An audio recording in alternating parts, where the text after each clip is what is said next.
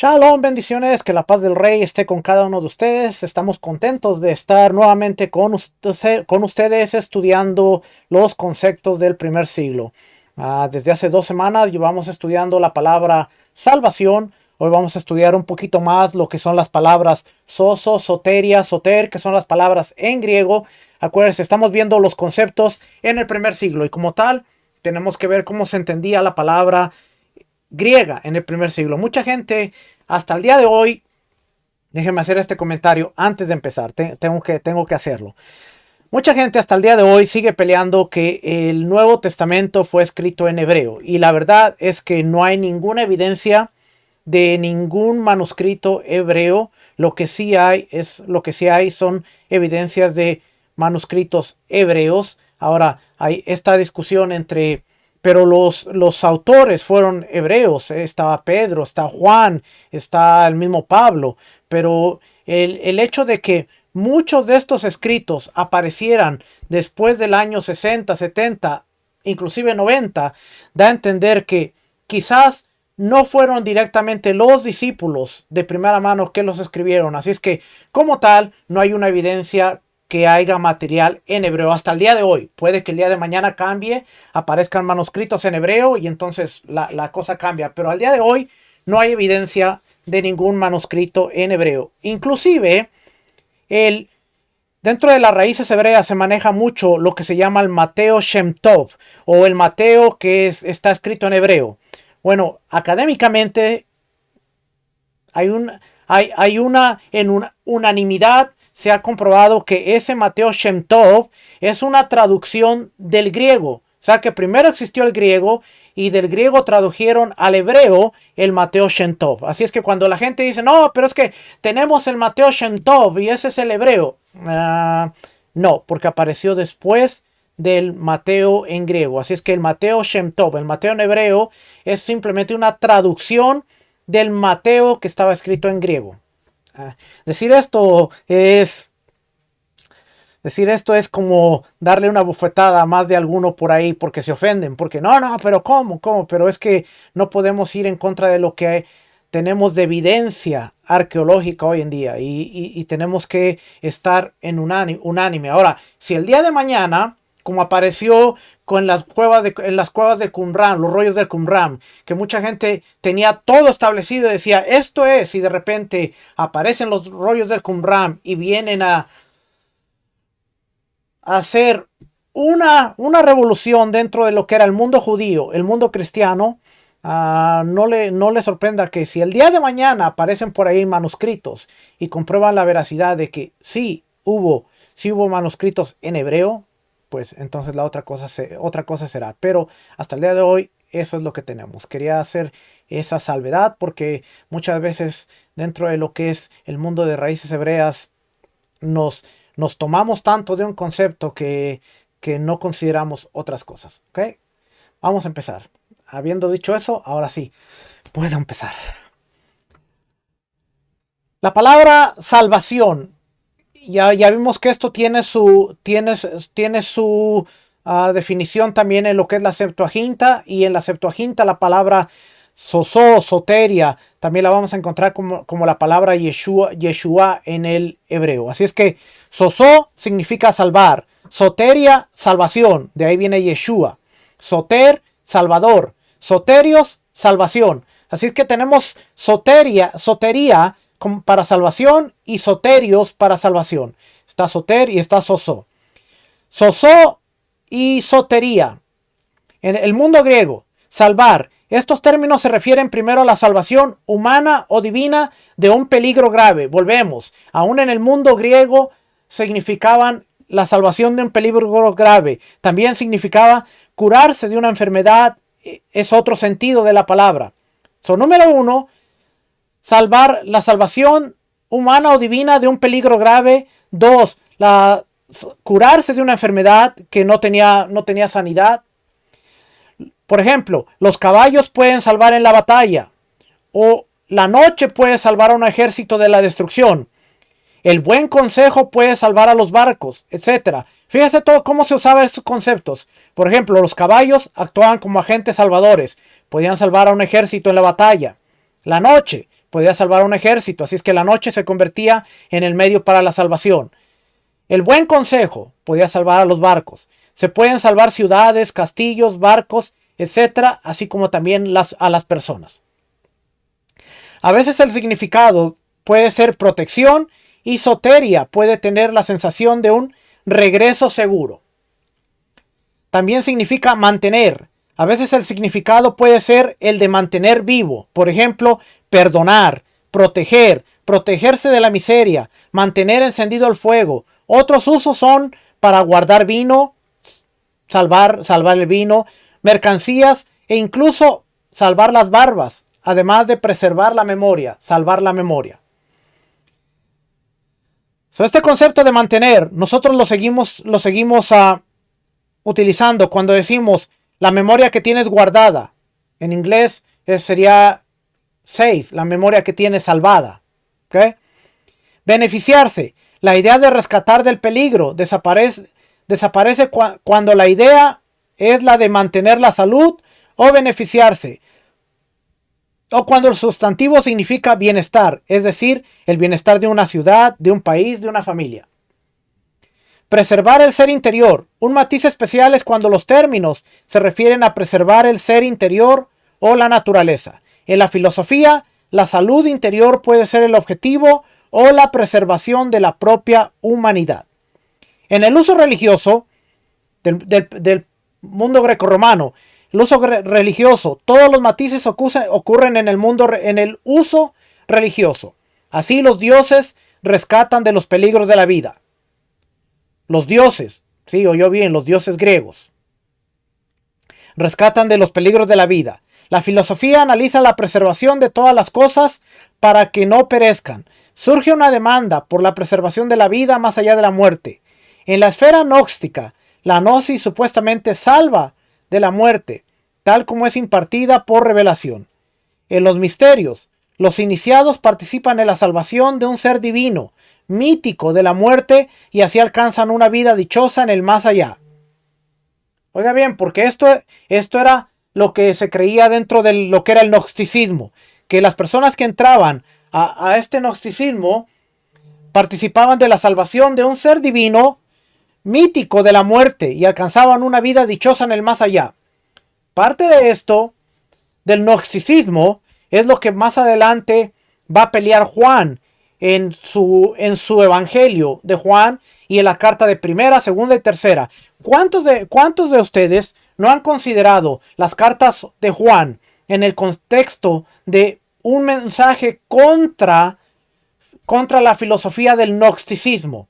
Por eso es que el evangelio de Juan es tan diferente a los evangelios sinópticos. El evangelio de Juan presenta un Yeshua más divino, presenta un Yeshua que estaba con el Padre, que era con el Padre, porque esto era un mensaje en contra del gnosticismo.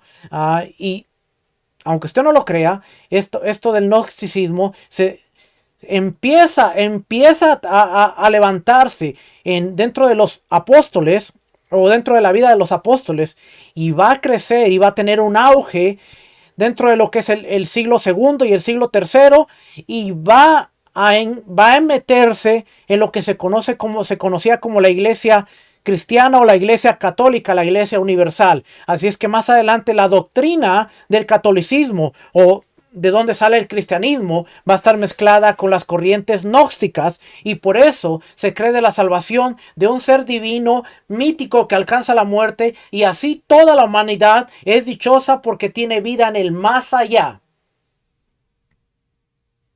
¿No le parece un mensaje como el de la mayoría de la iglesia del sistema doctrinal? Porque fue mezclado. Pero si nosotros no consideramos el primer siglo con los ascetas de que estaban en Colosas, por eso Pablo escribe que nadie te juzgue por comida o bebida, porque ellos se abstenían. Ellos decían, tú afliges tu cuerpo, y afligiendo tu cuerpo tú alcanzas méritos. Esos eran el ascetismo, que también Pablo habla en Romanos capítulo 14, pero más que todo Colosenses capítulo 2. Después están los gnósticos, primera, segunda, tercera de Juan, el evangelio de Juan. Así es que hay muchas corrientes dentro del primer siglo que si no las consideramos y no vemos los conceptos, pues entonces no vamos a ver todas todas las corrientes que dieron una fusión al catolicismo más adelante. Y por ahí en nuestro canal tenemos una serie que se llama La historia del cristianismo. Si usted está interesado en estudiarla, esto es como comercial no pagado, vaya, hay una lista de reproducción que se llama la historia del cristianismo y exploramos el cristianismo, o más bien el cristianismo, cómo fue evolucionando desde los creyentes en Yeshua, catolicismo, hasta que viene el movimiento protestantismo, de donde realmente sale el cristianismo. No digo más, me voy. Es que ya leí esto por aquí. Una creencia siria, especialmente mencionada en Orígenes contra Celso, estos son los padres de la iglesia, dice, es que hay salvación del castigo eterno mediante la adoración de un enviado divino y la fe en él. ¿Okay? Esto ya es dentro de lo que es los primeros siglos de los padres de la iglesia. Orígenes es uno de los padres de la iglesia y tiene un argumento. Orígenes contra Celso 7:9 y él dice, hay salvación del castigo eterno, ya se habla de un castigo eterno, de un lugar eterno, mediante la adoración de un enviado divino. Había que adorar al enviado divino, ya sabe usted por dónde va la cosa, ¿no? Y había que tener fe en él. La Biblia no dice que hay que adorarlo. La Biblia no dice que hay que tener fe en él. Romanos claramente establece que si nosotros creemos que Yeshua fue levantado de entre los muertos, que el Padre lo levantó de entre los muertos, entonces seremos salvos. Nuestra confesión no es adorar al Hijo de Dios, sino alabar y exaltar al Padre que nos dio a Yeshua como medio para que nosotros alcanzáramos la redención y fuéramos justificados ante Él. Y por ese medio nosotros fuéramos salvados del peligro de la extinción, del peligro de la muerte, fuéramos redimidos y fuéramos presentados justos delante de Él. Es un evangelio completamente distinto. Es el mismo evangelio que se le fue prometido a Abraham. En tu simiente serán benditas todas las naciones de la tierra. Así es que es un evangelio que va desde Génesis hasta Apocalipsis. En el Antiguo Testamento, el Tanaj, en el canon, soso se refiere a conservar y salvar. Aparece unas 3/5 partes del tiempo para yasha, que es salvar, ayudar y liberar. Anasoso ocurre principalmente con sustantivos derivados del diasoso. Se usa especialmente para salvar, alcanzar seguridad, escapar. Soteria es salvación, preservación, protección y se usa principalmente para derivados de yasha, que es de la raíz de donde viene Yeshua. Como soso y soteria ocurren principalmente para la raíz yasha, esta raíz se traduce principalmente por soso y soteria. Los compuestos, sin embargo, ocurren para otros términos hebreos, aunque tanto soso como diasoso comúnmente se traducen como mem lamed tet. Esta palabrita no la puedo traducir, pero es mem lamed tet. No se produce ningún cambio básico de significado cuando se usa soso para diferentes verbos hebreos. Sin embargo, la Septuaginta a menudo se traduce libremente, por ejemplo, guardar para convertir. Como por ejemplo Isaías 10:22. Porque si tu pueblo, oh Israel, fuere como las arenas del mar, el remanente de él volverá. La destrucción acordada rebosará justicia. Y aquí la palabra está traducida como volverá. Vamos a verlo aquí. Isaías 10:22. Porque si tu pueblo Israel fuera como las arenas, el remanente de él volverá. No me... Ok. Quiero ver la palabra aquí. Porque si tú...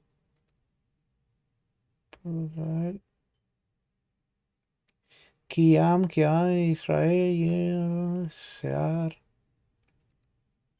la destrucción.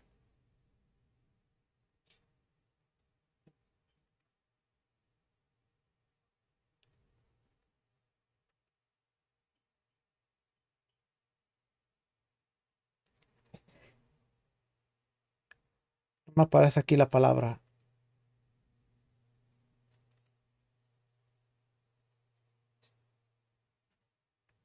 Vamos a ver aquí adelante. También Sofonías 3:17.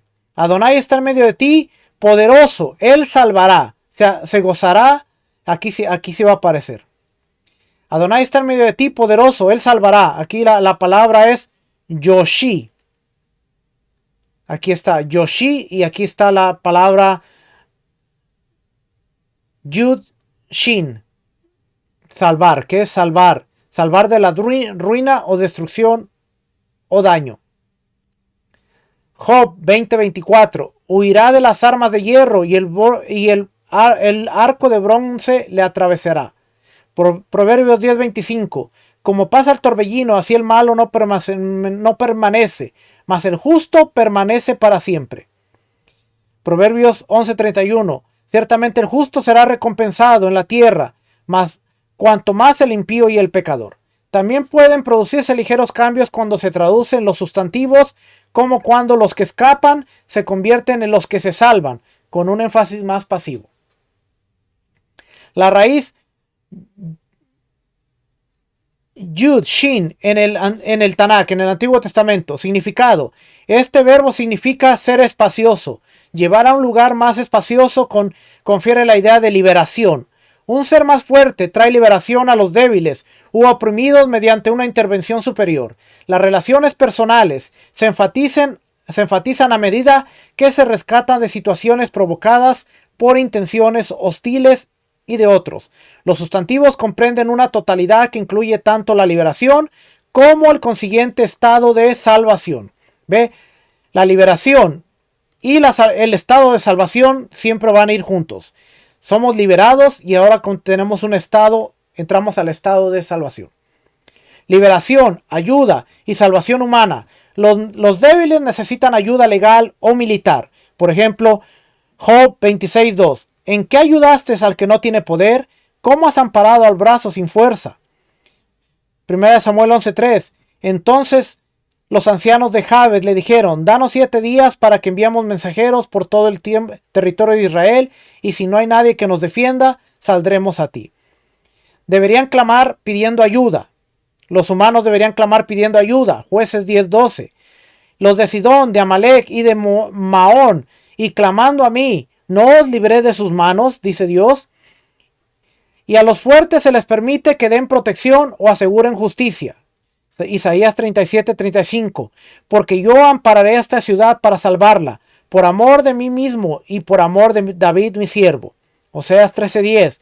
¿Dónde está tu rey para que guarde todas estas ciudades y tus jueces, de los cuales dijiste, dame reyes y príncipes? Tal solicitud implica o genera dependencia. La ayuda puede llegar a través de la guerra. Oseas 1:7. Mas la casa de Judá tendré misericordia y lo salvaré por Adonai su Dios. Y no lo salvaré con arco, ni con espada, ni con batalla, ni con caballos, ni jinetes. O mediante acciones legales. Job 13:16 dice: y él mismo será mi salvación, porque no entrará en su presencia el impío. La gente se confunde cuando lee estos versículos. Dice el 13: escuchadme y yo hablaré. El que me venga después de lo que viniere, porque quitaré yo carne de mis dientes y tomaré mi vida en mi mano. He aquí, aunque él me matare, en él esperaré. No obstante, defenderé delante de él mis caminos. Y él mismo será mi salvación, porque no entrará en su presencia el impío. Oír atento mi razonamiento, y mi declaración está en vuestros días. Job está diciendo que Dios va a ser su salvación. Pero ya vimos que en el pasado Dios actuaba como agente salvador, pero mandaba un vehículo de salvación. La gente no entiende estos conceptos y piensa que porque Job está diciendo, él mismo será mi salvación, Dios mismo lo va a rescatar. Pero muchas veces no era así, sino que él mandaba un agente que era un Mashiach, un libertador. Mandaba un caudillo como Gedeón, mandaba un príncipe como David, mandaba un profeta como Moisés, mandaba a su hijo como Yeshua, que a través de los cuales él salva. Dios siempre sigue salvando a través de un vehículo. El hecho de que Job diga, él es mi salvación, no está diciendo que Dios mismo tiene que venir a salvarlo, sino que él está poniendo su confianza en que Dios me va a salvar. ¿Cómo lo va a hacer? No sé, pero yo sé que Dios me va a salvar. Tenemos que entender esto porque a veces la gente pelea y trata de encajonar versículos pasándole por encima a todos los conceptos bíblicos. No se trata de un versículo, se trata del concepto bíblico que tiene que ser consistente desde Génesis hasta Apocalipsis. Y ya dijimos la semana pasada. Entonces, la pregunta es, ¿todo mundo necesita salvación? Sí, pero en el estado nuestro tenemos que ver que hay diferentes estados de salvación. Nuestros hermanos Judá se han mantenido en pacto, lo que lo ha mantenido seguro, lo que lo ha mantenido a salvo, lo que lo ha mantenido en un pacto con Dios. Necesita salvación para después de la muerte, porque David guardó la Torá, murió. Moisés guardó la Torá, murió. Todos los profetas guardaron la Torá, murieron. Pero están esperando el día en que vuelvan a abrir los ojos y se les dé el don de la resurrección. Y para eso necesitan al Mesías que les conceda el don de la resurrección. Ellos mueren con la esperanza, dice Hebreos, el libro de Hebreos. Vamos a leer el libro de Hebreos y vamos a entender que ellos están esperando la resurrección. Nosotros estábamos alejados de la Torá. Entonces estábamos necesitando al que nos consiguiera el perdón, la reconciliación con Dios y nos diera el don de la vida eterna. Doble. Es que no todo el mundo necesita la misma salvación. Así es que fíjese, dice aquí. Aquí adelante, al final.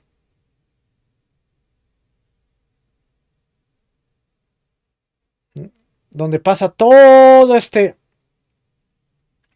¿Y qué más digo? Voy a quitar el léxico aquí. ¿Y qué más digo?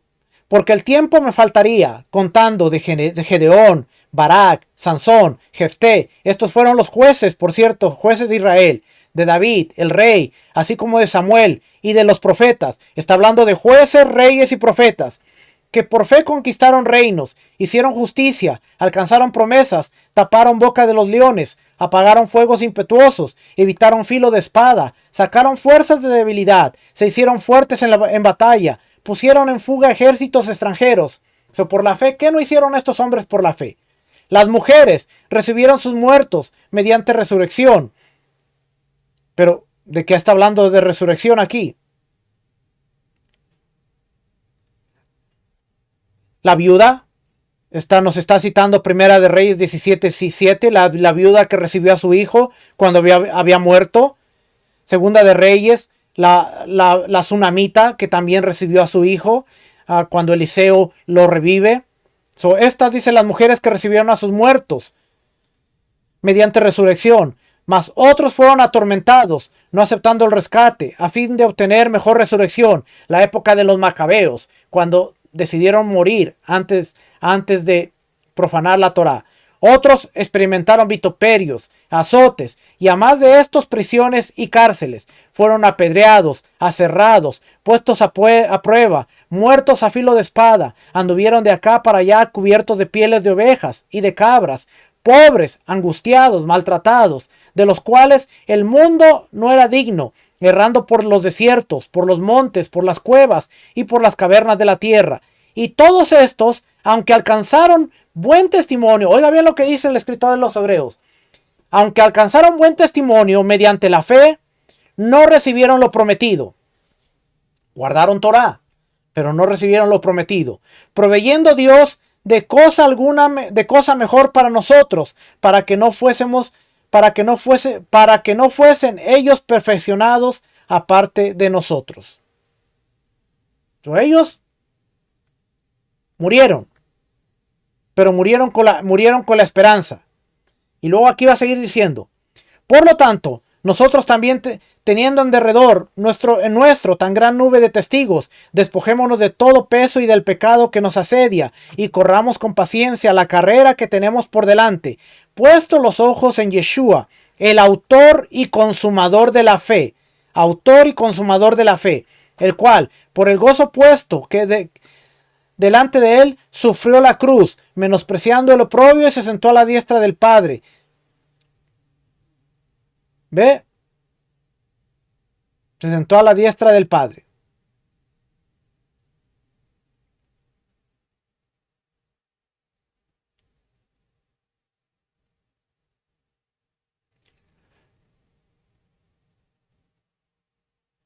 Quiero leerle la última partecita por aquí.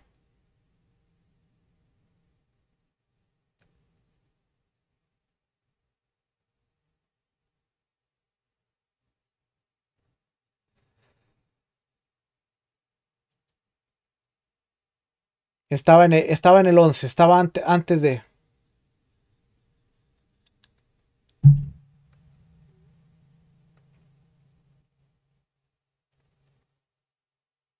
Aquí del 4, mire.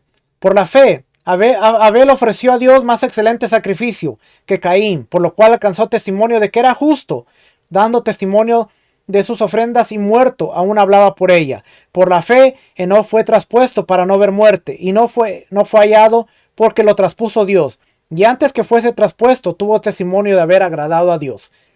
Pero sin fe es imposible agradar a Dios, porque es necesario que el que se acerca a Dios crea que le hay, y no que es galardonador de los que le buscan. Por la fe, Noé, cuando fue advertido por Dios acerca de cosas que aún no se veían, con temor preparó el arca en que su casa se salvase. Y por esa fe condenó al mundo, y fue hecho heredero de la justicia que viene por la fe. Por la fe, Abraham, siendo llamado, obedeció para salir al lugar que había de recibir como herencia, y salió sin saber a dónde iba. Por la fe habitó como extranjero en la tierra prometida, como en tierra ajena, morando en tiendas con Isaac y Jacob, coherederos de la misma promesa, porque esperaba, oiga bien, porque esperaba. Abraham, Isaac y Jacob tenían una esperanza. Ellos esperaban la ciudad que tiene fundamentos, cuyo arquitecto y constructor es Dios.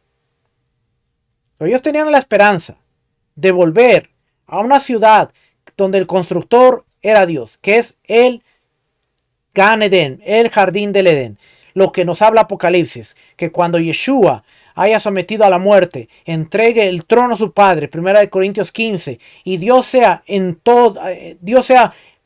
Dios en todos y para todos, entonces desciende la ciudad que esperaba Abraham, la ciudad que esperaba Isaac, la ciudad que esperaba Jacob, la nueva Jerusalén que desciende del cielo, en la cual ya no hay templo, la cual se convierte en el jardín, la tierra se convierte en el espacio de Dios, en donde Él va a morar nuevamente con la humanidad. Así es que Abraham estaba esperando el momento en el que la humanidad fuera restaurada para que Dios morara con él.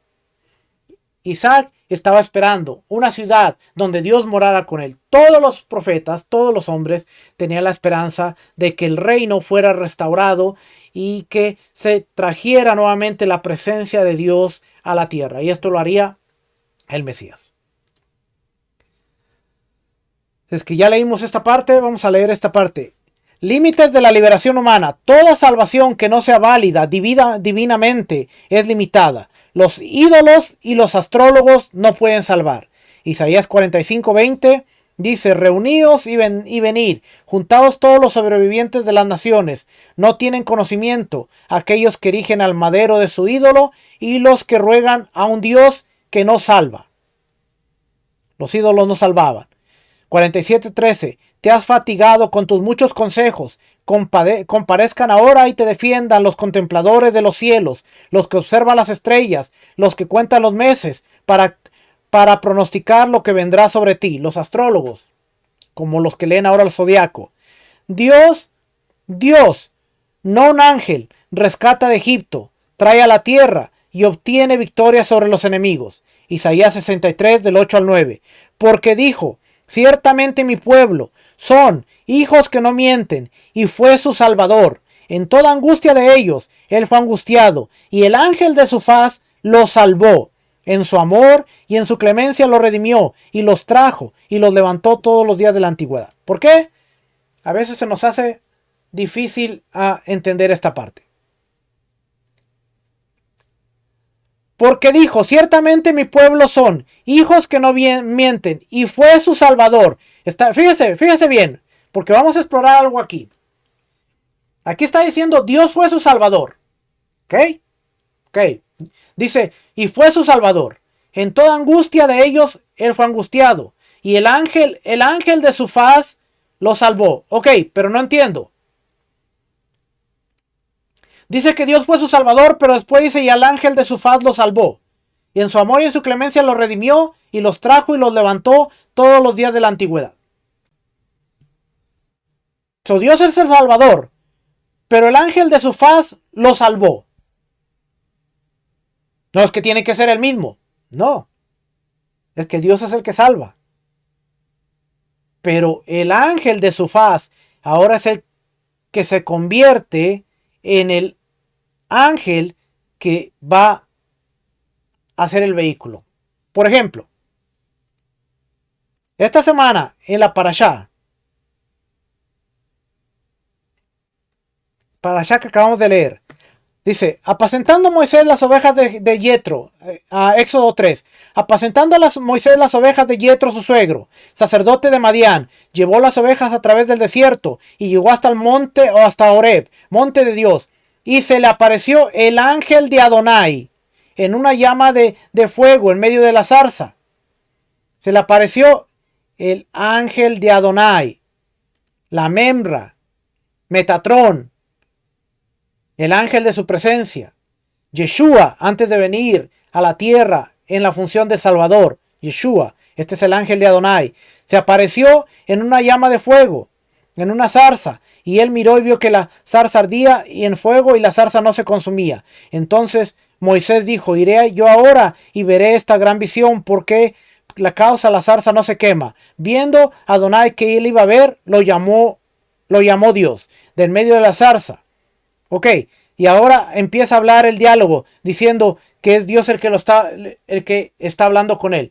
Pero, ¿quién se le apareció? Primeramente dice el ángel de Adonai. Eso quiere decir que el ángel de Adonai es el vehículo a través del cual Dios está hablando con Moisés.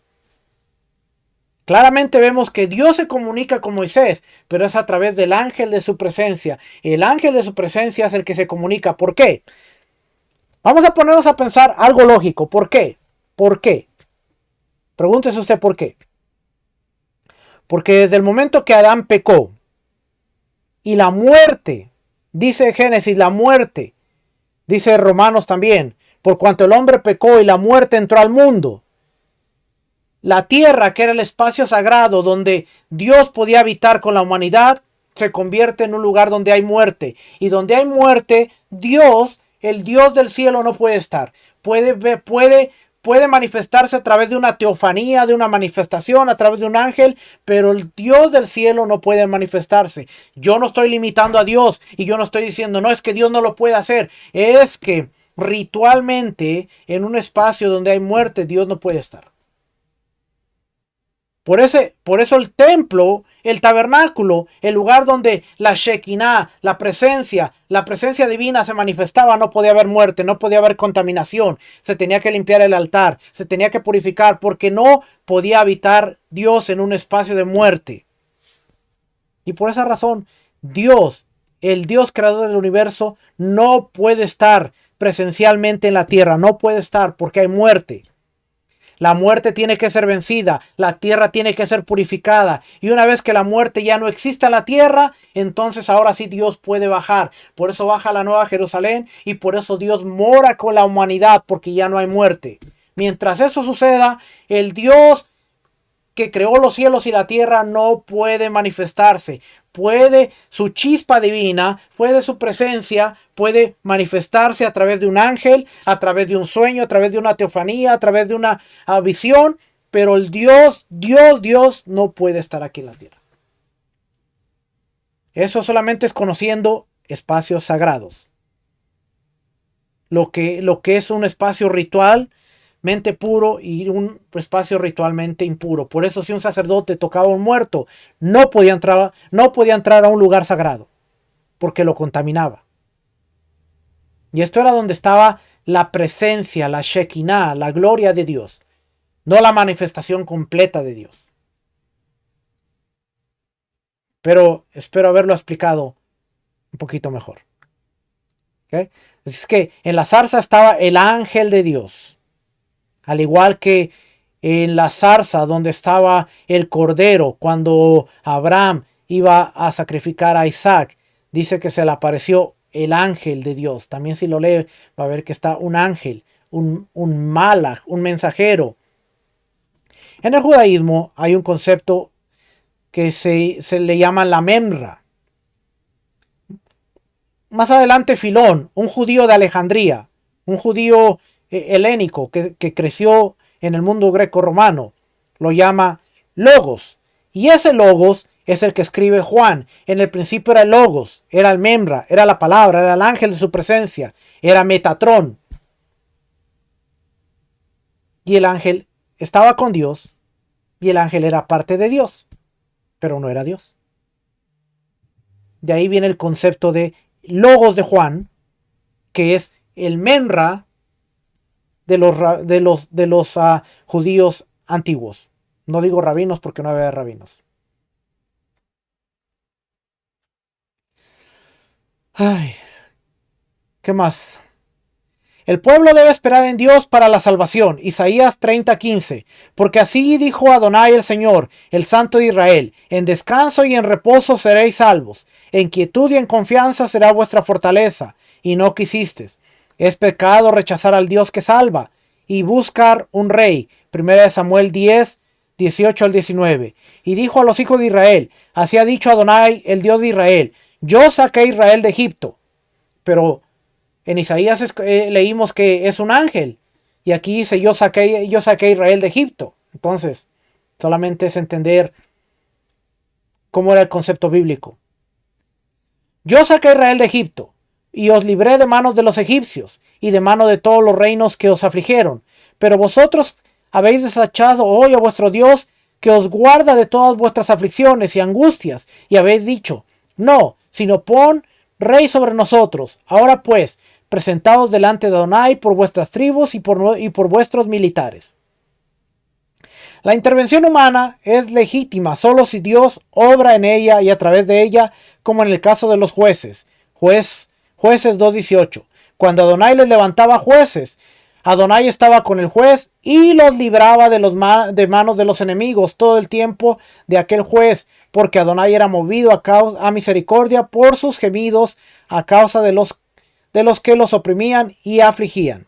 Nuevamente, Dios libraba a Israel de mano de los enemigos a través de la mano de un juez. ¿Quién los libraba? Dios, pero usaba un juez como el libertador. El Dios que salva por muchos o pocos. 1 Samuel 14:6. Dijo pues Jonatán a su paje de armas: ven, pasemos a la guarnición de estos incircuncisos. Quizás haga algo Adonai por vosotros, pues no es difícil para Adonai salvar con muchos o con pocos. Debe darle seguridad a Gedeón antes de que se presente para ayudar a salvar. Jueces 6:14. Dice el 6:14. Aquí vamos a encontrar otra parte. Mire, le voy a leer esto porque vamos a encontrar otra parte. ¿Ok? Para que vea que no estoy loco. Bueno, de por sí muchos dicen que estoy loco, pero para que vea que no estoy tan loco. Versículo 7. Cuando los hijos de Israel clamaron a Adonai a causa de los madianitas, Adonai envió a los hijos de Israel un varón profeta, un malach. Si nosotros vemos aquí esta palabra varón profeta, ¿dónde dice aquí? Un varón profeta, Ish Naví.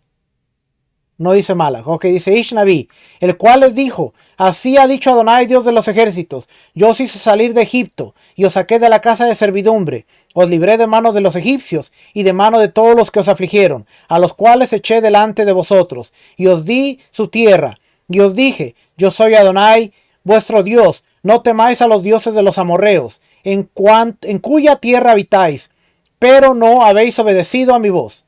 Y vino el ángel, aquí la palabra sí es Malach, el ángel, Y vino el malach de Adonai, y se sentó debajo de la encina que estaba en Ofrá, la cual era de Joás, Abieserita, y su hijo Gedeón estaba sacudiendo el trigo en el lagar, para esconderlo de los madianitas. Y el ángel de Adonai se le apareció. Nuevamente aquí el ángel es malach. Y el malach de Adonai, aquí nuevamente aparece el malach de Adonai. Eso es el malach de Adonai. Se le apareció y le dijo: Adonai está contigo, varón esforzado y valiente. Y Gedeón respondió: Ah, Señor mío, sí, Adonai está con nosotros. ¿Por qué nos ha sobrevenido esto? ¿Y dónde están todas sus maravillas que nuestros padres os han contado, diciendo: no nos sacó Adonai de Egipto, y ahora Adonai nos ha desamparado y nos ha entregado en manos de los madianitas? Y mirándole a Adonai, ok, pero arriba nos está diciendo que era el ángel, y ahora dice mirándole a Adonai. Pero era el ángel que estaba hablando con él. Pero dice, mirándole a Adonai le dijo: Ve, con esta tu fuerza y salvarás a Israel de la mano de los madianitas. ¿No te envío yo? Entonces le respondió: Ay, Señor mío, ¿con qué salvaré yo a Israel? He aquí mi familia es pobre y yo el menor en la casa de mi padre. Adonai le dijo: Ciertamente yo estaré contigo y derrotarás a los madianitas como un solo hombre. Y él respondió: Yo te ruego que si he hallado gracia delante de ti, me des señal de que tú has hablado conmigo. Te ruego que no te vayas de aquí hasta que vuelva a ti y saque mi ofrenda y ponga delante de ti. Y él respondió: Yo esperaré hasta que vuelvas. Y entrando Gedeón, preparó un cabrito y panes sin levadura de una efa de harina, y puso la carne en un canastillo y el caldo en una olla, y sacándolo se lo presentó de aquella encina. Entonces el ángel de Adonai le dijo: bueno, pónganse de acuerdo, o no estamos entendiendo, o la escritura está en un lenguaje que se supone que debemos entender quién está, porque está diciendo: entonces Adonai dijo, y entonces el ángel de Adonai. Para nuestra mente occidental nos vuelve loco. No, es el ángel, no, es Dios, no, es el ángel, no es Adonai. ¿Quién es? Es el ángel, es Dios que está hablando a través del ángel, a través de su ángel. Entonces cuando dice el ángel de Adonai y Dios dijo, es la misma cosa. Dios está hablando a través del ángel de Adonai. Por eso usted ve que en los textos está, y Dios dijo. No están dos personas ahí. Está el ángel de Adonai que representa a Dios, y todo lo que está hablando es como si Dios mismo lo está diciendo. Tenemos que leer todo para darnos cuenta que dice el ángel de Adonai, pero de repente dice y dijo Dios. ¿Qué dijo Dios? ¿A través de qué? El representante que está ahí, lo que está diciendo es como si Dios lo dijo, y dijo Dios a través de su ángel. Entonces, ahora cambia aquí. Entonces el ángel de Adonai le dijo: Toma la carne y los panes sin levadura y ponlo sobre esta peña y vierte el caldo. Y él lo hizo. Y extendiendo el ángel de Adonai el báculo, nuevamente el ángel de Adonai, que tenía en su mano, tocó la punta de la carne y los panes sin levadura, y subió fuego de la peña, el cual consumió los panes sin levadura. Y el ángel de Adonai desapareció de su vista. Viendo entonces Gedeón que era el ángel, vio Gedeón que era ¿quién? El ángel de Adonai. ¿Por qué no dice vio Gedeón que era Dios? El escritor nos bien claro dice, viendo Gedeón que era el Malach Adonai o Malach Elohim, dice Malach Adonai, el Malach Adonai. Si esta palabra ángel.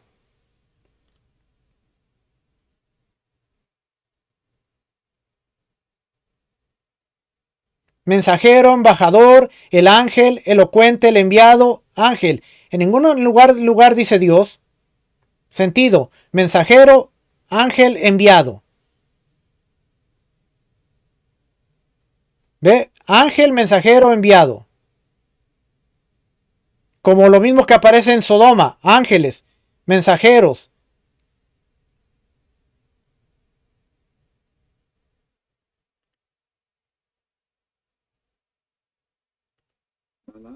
Malach, mensajero,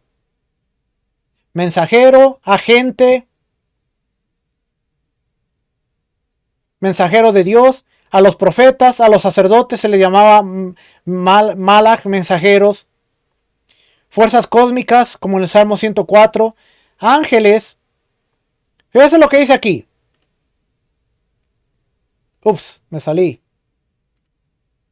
Fíjense lo que dice aquí, mensajeros, como en Génesis 32:4, agente, como en Isaías 23:2. Los rollos del mar muerto tienen Malach.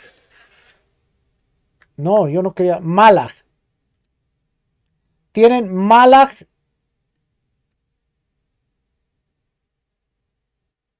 Tienen Malach, Atá.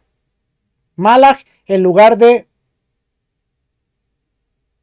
Melech. No. Lo que nos llevaría a traducir Sidón, tus agentes que cruzan el mar. Que tiene agente. En lugar de Sidón que cruzando el mar te han llenado.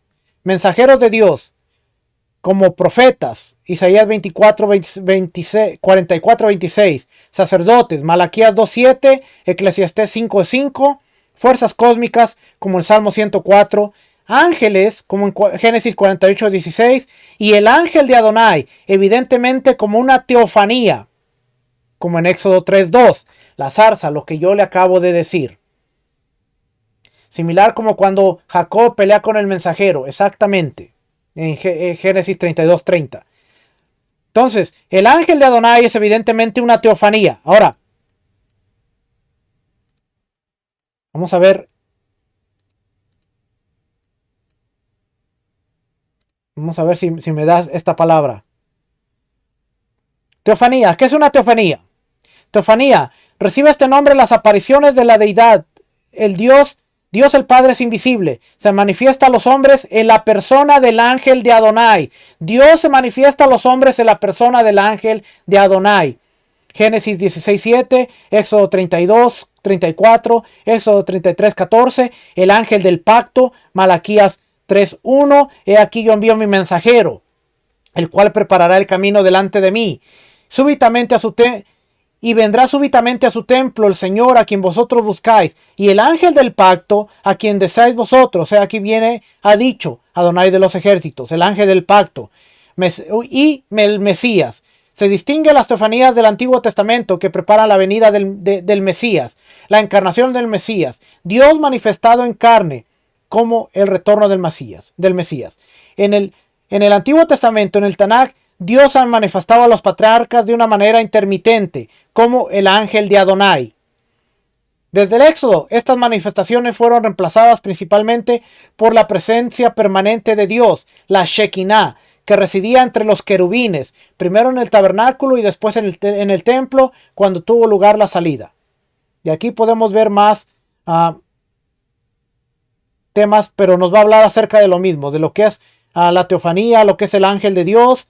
Entonces, solamente eso para que usted vea que cuando dice Dios habló, Dios siempre lo hacía a través de un mensajero, el Malach Elohim, el ángel de Elohim, el ángel de la presencia, el ángel del pacto, la manifestación de Dios en la tierra, la imagen de Dios, Colosenses.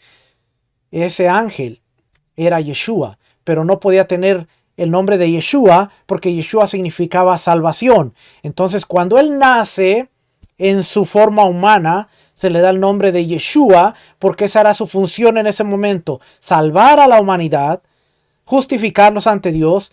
Y cuando él asciende, ahora cuando él regresa ya no va a traer el nombre de Yeshua porque ya salvó, ya redimió, ya justificó a la humanidad. Ahora vuelve con un nombre que nadie conoce porque trae una misión, y esa misión es de regir a la humanidad con la vara de hierro.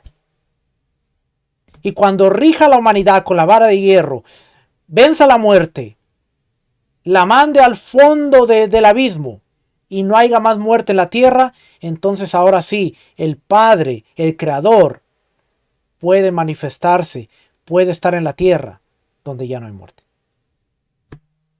Yo creo que no es un tema difícil si nosotros quitamos los lentes de nuestra teología, de nuestra mentalidad, de nuestro dogma, de nuestra revelación, y lo vemos consistentemente en las escrituras. Podemos darnos cuenta de que el patrón bíblico es el mismo. A Abraham, a Isaac, a Moisés, Dios se les manifestó a través de un ángel. A nosotros, fíjese, lo dice Hebreos. Lo dice Hebreos capítulo 1, empieza diciéndolo. Yo sé que este no era el tema, pero usted ya me conoce. Dios, habiendo hablado muchas veces, Hebreos 1, Dios, habiendo hablado muchas veces y de muchas maneras en otros tiempos a los padres por los profetas, en estos postreros días nos ha hablado por el Hijo, a quien constituyó heredero de todo y por quien asimismo hizo el universo, el cual siendo el esplendor de su gloria y la imagen de su sustancia, y quien sustenta todas las cosas con la palabra de su poder, habiendo efectuado la purificación de nuestros pecados por medio de sí mismo, se sentó a la diestra de la majestad de las alturas, hecho tanto superior a los ángeles, cuanto heredero más excelente nombre, cuanto heredó más excelente nombre que ellos. Porque a cuál de los ángeles dijo Dios, jamás, mi hijo eres tú, yo te he engendrado hoy, y otra vez, yo seré el padre y él será a mi hijo, y otra vez, cuando introduce al primogénito en el mundo, dice, adórenle todos los ángeles de Dios. Ciertamente los ángeles dice, y el que hace a sus ángeles y a sus ministros llamas de fuego, mas del Hijo dice, tu trono, oh Dios, por el siglo del siglo, cetro de equidad, es el cetro de tu reino. Has amado la justicia y has aborrecido la maldad, por lo cual te ungió Dios, el Dios tuyo, con óleo de alegría, más que a tus compañeros, y tú, oh Señor, en el principio fundaste la tierra, y los cielos son obra de tus manos, ellos perecerán, mas tú permaneces, y todos ellos envejecerán como una vestidura. Como un vestido los envolverás y no serán mudados, pero tú eres el mismo, y tus años no acabarán. Pues, ¿a cuál de los ángeles dijo Dios? Jamás, siéntate a mi diestra, hasta que ponga a tus enemigos por estrado de tus pies. ¿No son todos espíritus ministradores enviados para servicio a favor de los que sean herederos de la salvación? Bien claro el capítulo 1 de Hebreos. Liberación divina, ayuda y salvación. Dios también ayuda y salva directamente como el mejor equipado para intervenir, proteger y preservar. Él es el verdadero héroe y rey. Salmo 82 dice, despierta tu poder delante de Efraín, de Benjamín y de Manasés, y ven a salvarlos. Salmo 44, 3 y 4, porque no se apoderaron de la tierra por su espada, ni su brazo los libró, sino tu diestra y tu brazo y la luz de tu rostro, porque te complaciste en ellos. Tú, oh Dios, eres mi rey, manda salvación a Jacob. Israel vence por Dios, Deuteronomio 33, 29. Bienaventurado tú, oh Israel, ¿quién como tú, pueblo salvo por Adonai, escudo de tu socorro y espada de tu triunfo? Así que tus enemigos serán humillados, y tú hollarás sobre tus alturas. Él la salvará y ayudará. 1 Samuel 11:13. Y Saúl dijo, no morirá hoy ninguno, porque hoy Adonai ha dado salvación en Israel. Si Israel es fiel, él promete ayuda. Números 10:19. Sobre el cuerpo de ejército de la tribu de los hijos de Simeón, Selumiel, hijo de Surisadai. Eres el héroe que trae la victoria. Sofonías 3:17. Adonai está en medio de ti, poderoso. Él salvará, se gozará sobre ti con alegría, callará de amor, se regocijará sobre ti con cánticos. En los salmos se invoca la ayuda de Dios contra los enemigos públicos o personales. Se le pide que salve de los ataques legales, de la injusticia y la violencia, de las enfermedades, de las prisiones y de los ataques externos. También hay referencias a la liberación o salvación integral. Dios ha establecido y preservado al pueblo, y sus miembros pueden así esperar su ayuda. Por el perdón, el manto de salvación reemplazará la inmunda vestidura del pecado. Isaías 61:10. En gran manera me gozaré en Adonai, mi alma se alegrará en Dios, porque me vistió con vestiduras de salvación, me rodeó con manto de justicia, como a novio me atavió, y como a novia adornada con sus joyas. Zacarías 3, 4 y 5. Y habló el ángel, y mandó a los que estaban delante de él, diciendo, quítenle esas vestiduras viles a él. Y él dijo, mirad, he quitado de ti tu pecado, y te he hecho vestir de ropas de gala. Después dijo, pongan mitra limpia sobre tu cabeza. Y pusieron una mitra limpia sobre su cabeza, y le vistieron las ropas, y el ángel de Adonai estaba en pie. Pregunta. Cuando habla de la armadura de Dios, Efesios 6, déjeme lo llevo por allá. Usted va a ver algo interesante. ¿Dónde están mis Biblias?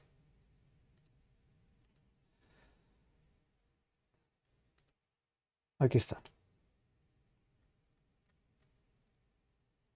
Efesios, ¿dónde está Efesios? 6.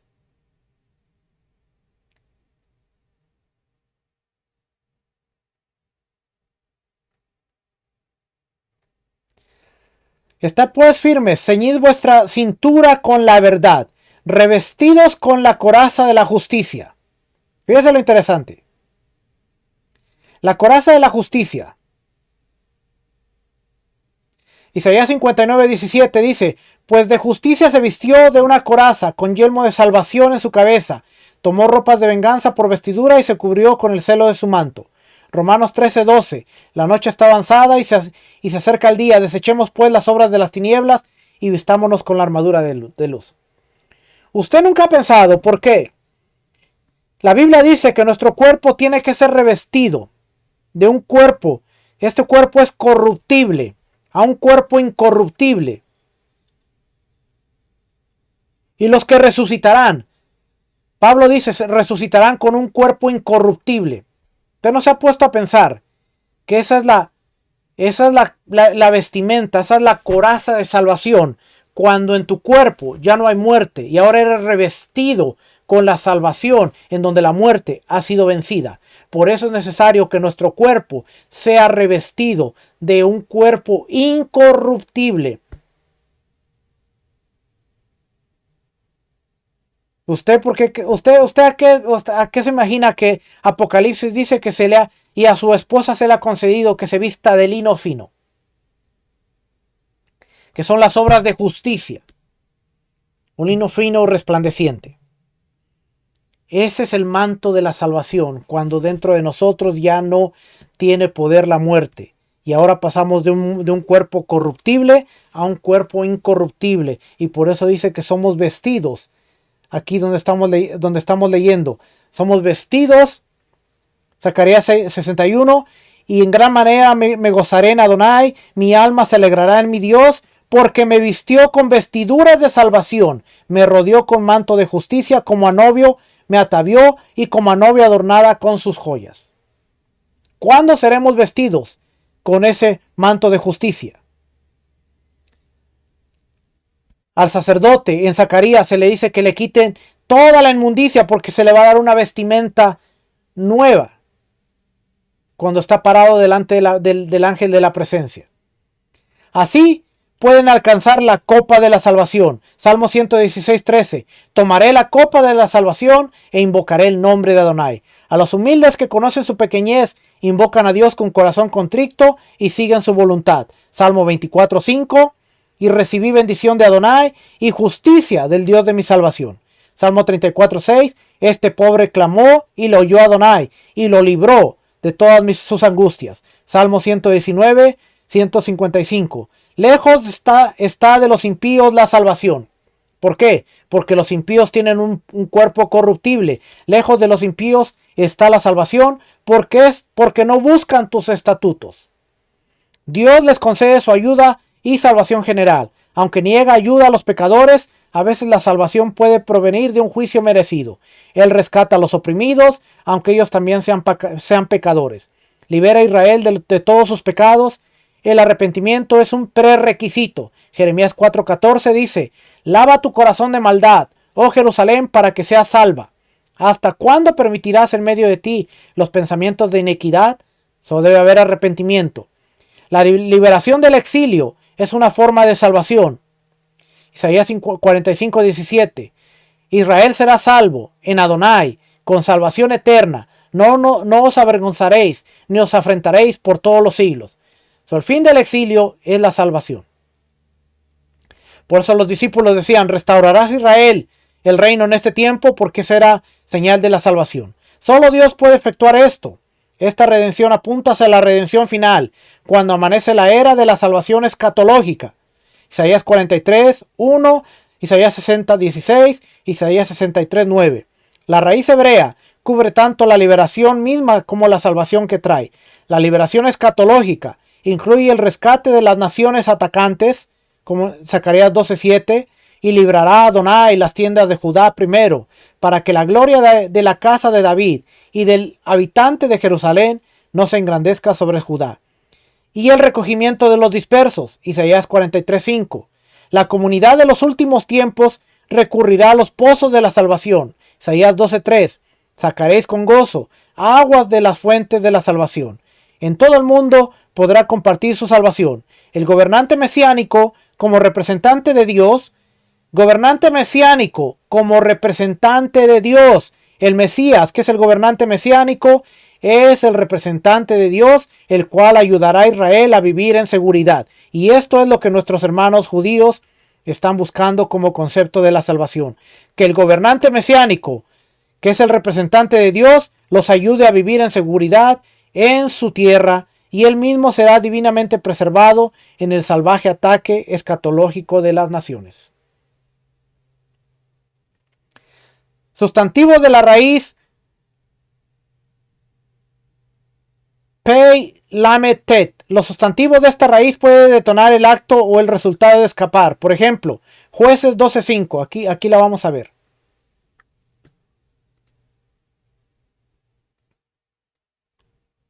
Jueces 12:5.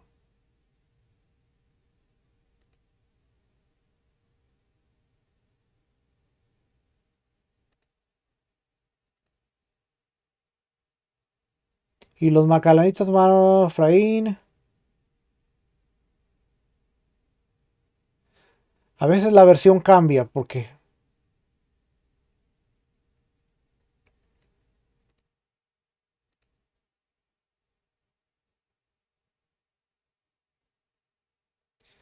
aquí la palabra está como fugitivo. Aquí está la palabra palit. Pei Lamed Tet, palit, que es fugitivo. Esa es la palabra. Aquí está, Pei Lamed Tet. Es la misma que aparece aquí. PLT, Pei Lamed Tet. Religiosamente el juicio de Dios es un peligro mortal del que nadie puede escapar. El juicio de Dios nadie puede escapar. Y por eso Yeshua tiene que entrar en rescate. Si un remanente salvo vive, es solo como una elección objetiva para los exiliados. Por la voluntad y la obra de Dios, algunos escapan del castigo divino. Incluso algunos gentiles pueden escapar del juicio final en la salvación escatológica. Isaías 45:20. Aquí lo va a decir, mire.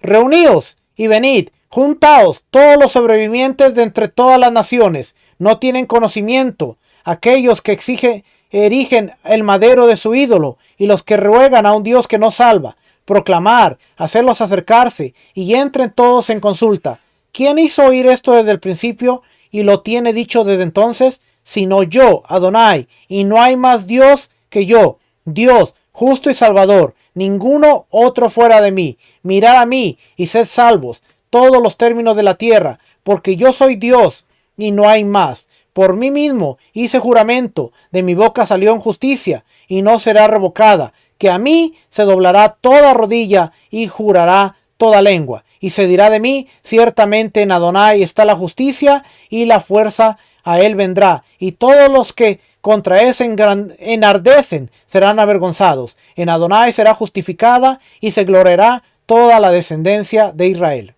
Ok, momentito, usted dirá, bueno, eso suena como a Filipenses, que en toda rodilla, pero no, vamos a explicar esto.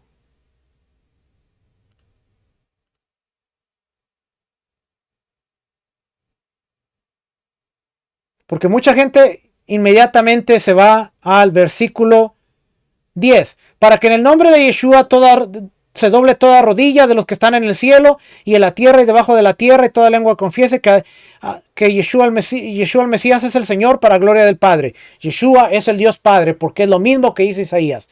Pero vamos a leer por acá, no se adelante. Por tanto, sea alguna consolación en el Mesías, si algún consuelo de amor, si alguna comunión de espíritu, si algún afecto entrañable, si alguna misericordia, completad mi gozo sintiendo lo mismo, teniendo el mismo amor, unánimes, sintiendo una misma cosa. Nada hagáis por contienda, por vanagloria, antes bien con humildad, estimando cada uno a los demás como superiores a él mismo, no mirando cada uno por lo suyo propio, sino cada cual también por lo de otros. Haya pues en vosotros este sentir que hubo también en el Mesías Yeshua, el cual siendo en forma de Dios, no estimó el ser igual a Dios como cosa que aferrarse, sino que se despojó a sí mismo, tomando forma de siervo, hecho semejante a los hombres, y estando en la condición de hombre, se humilló a sí mismo, haciéndose obediente hasta la muerte, y muerte de cruz, por lo cual Dios también le exaltó hasta lo sumo, y le dio un nombre que es sobre todo nombre. Ok, pero si nosotros leemos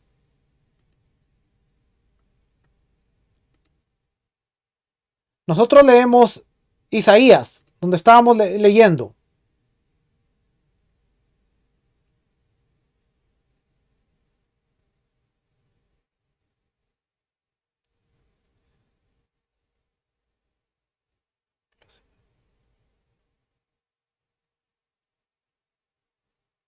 ¿Dónde estábamos leyendo?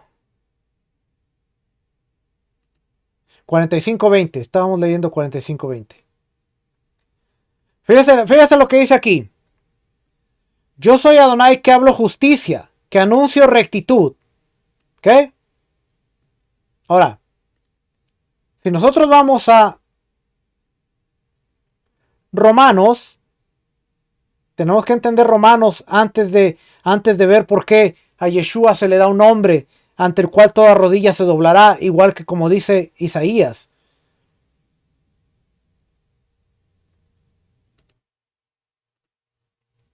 Romanos capítulo 5. Fíjense lo que dice aquí. Yo soy Adonai que hablo justicia. Yo soy Adonai y no hay otro. No hablo en secreto en lugar oscuro de la tierra. No dije a la descendencia de Jacob. En vano me buscáis. Yo soy Adonai que hablo justicia y que anuncio rectitud. ¿Ok? Fíjense lo que dice aquí. Justificación. ¿Cómo Dios habla justicia? Por tanto, habiendo sido justificados por la fe, tenemos paz para con Dios por medio del Señor Yeshua el Mesías, por medio de quien también hemos obtenido entrada por la fe a esta gracia en la cual estamos firmes y nos gloriamos en la esperanza de la gloria de Dios.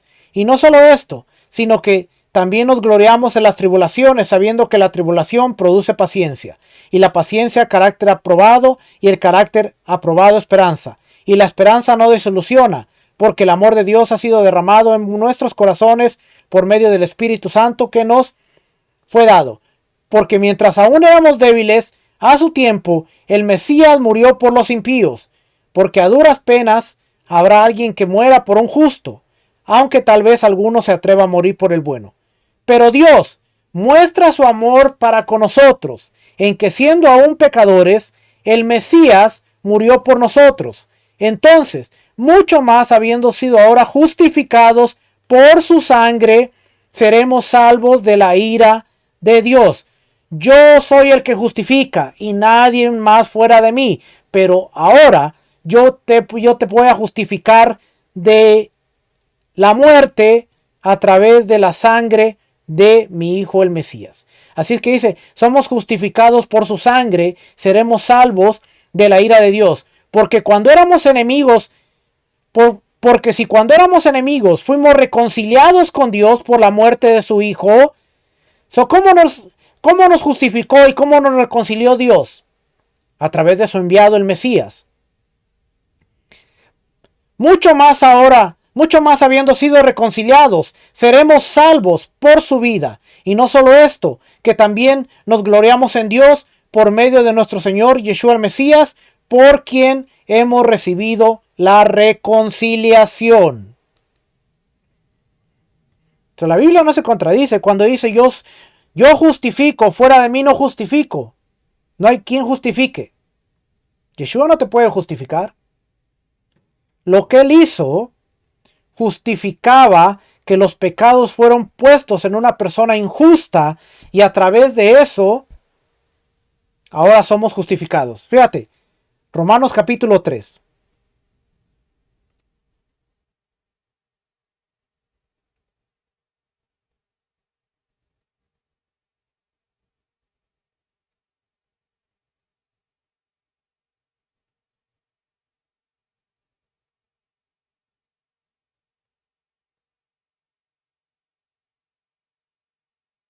Romanos capítulo 3 dice aquí: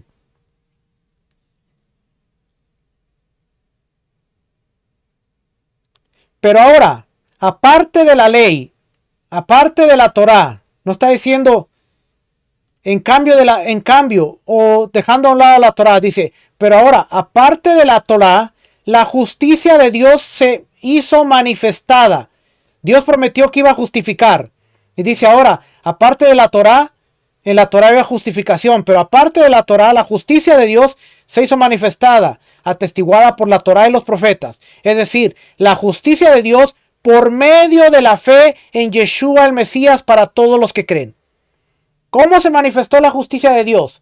A través de Yeshua el Mesías. Por cuanto todos pecaron y no alcanzan la gloria de Dios, siendo justificados gratuitamente por su gracia, por medio de la redención que es en el Mesías Yeshua, a quien Dios exhibió públicamente como propiciación por su sangre, a través de la fe, como demostración de su justicia. ¿Ve? A través de lo que pasó con Yeshua, Dios demostró su justicia, porque en su tolerancia Dios pasó por alto los pecados cometidos anteriormente para demostrar en este tiempo su justicia, a fin de que Él, Yeshua, sea justo y sea el que justifica al que tiene fe en Yeshua. ¿Dónde está pues la jactancia? Queda excluida. ¿Por cuál ley? ¿La de las obras? No, sino por la ley de la fe. Porque concluimos que el hombre es justificado por la fe aparte de las obras de la Torá. ¿O es Dios de los judíos solamente? ¿No es también Dios de los gentiles? Sí, también de los gentiles. Porque en verdad Dios es uno, el cual justificará en virtud de la fe a los circuncisos y por medio de la fe a los incircuncisos. ¿Anulamos la Torá por medio de la fe? De ningún modo. Al contrario, confirmamos la Torá. Ahí lo tiene. Ahí lo tiene. Tan fácil que es explicar versículos que a veces la gente dice, no, pero es que es tan claro ahí, no. Es que el hecho de que diga, yo soy Dios y fuera de mí nadie salva, es un hecho que no va a cambiar. Nadie puede, aún Yeshua, si Yeshua no hubiera muerto y Dios no lo hubiera resucitado de entre los muertos, no hubiera sido prueba de que él había sido declarado justo, y ahora a través de eso él puede justificar a los demás, pero porque fue declarado justo por el Dios Padre que lo resucitó, lo levantó de los muertos porque fue encontrado inocente, y por ese acto, como dice Romanos capítulo 3, él fue declarado justo y ahora todos los que creen en él son justificados. Y por eso Romanos 10 dice que si confiesas con tu boca que Yeshua, que él es tu amo, tu Señor, pero que Dios lo levantó de los muertos, porque en ese acto es donde se declaró la justicia de Dios. Este fue culpable, este fue muerto por las ofensas, este fue llevado a la cruz, pero en el veredicto final fue encontrado inocente, y como fue encontrado inocente,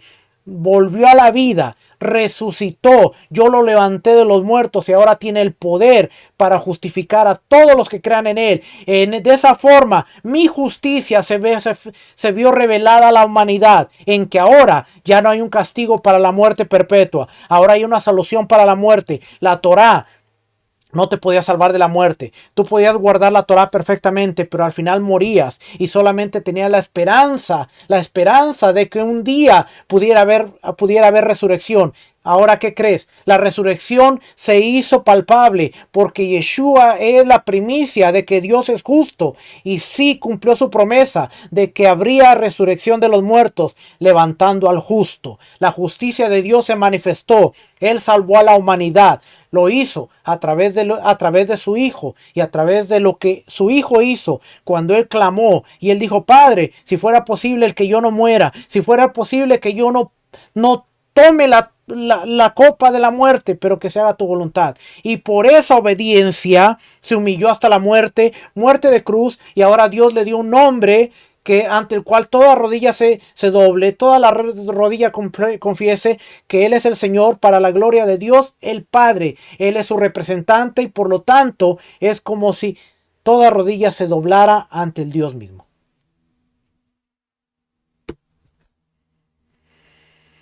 La Biblia a veces no es tan difícil de leerla. Simplemente tenemos que sacar todo. Mire, ¿sabe qué yo tuve que hacer?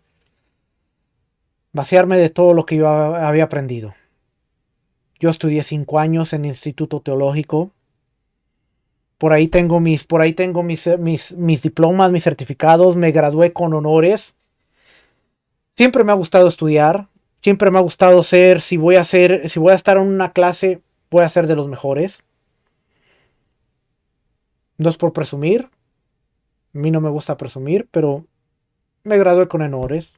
Me gradué con honores en la yeshiva. Eso le da a entender que cuando yo voy a hacer una cosa, la voy a hacer bien. ¿Okay? Y yo tuve que vaciarme de todo eso. Yo tuve que decir: espérame. ¿Cuáles son los conceptos en el Tanakh? ¿Qué pensaba esta gente?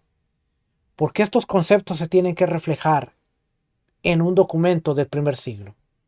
Y cuando yo empecé a ver la Biblia de esta manera, yo pude entender muchas cosas.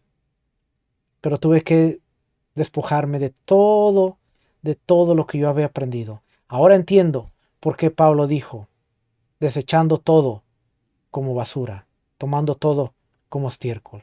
Él no dejaba su judaísmo, él no dejaba lo que él había aprendido, pero él quería entender todo a los ojos del Mesías, reinterpretar las escrituras a los ojos del Mesías, y por eso él tuvo un despertar que dijo: ahora entiendo.